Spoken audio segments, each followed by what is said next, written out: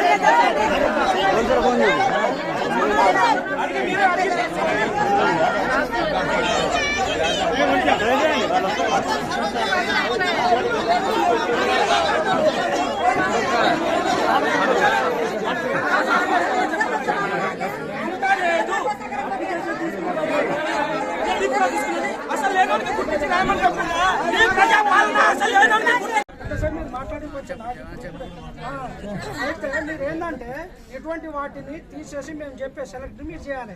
అర్థమైందా? ఎవరో నా దగ్గర ఉన్నాడు కదా, నాకు భుజాన ఉన్నాడు కదా అని చెప్పి కలెక్టర్ దగ్గర పోతే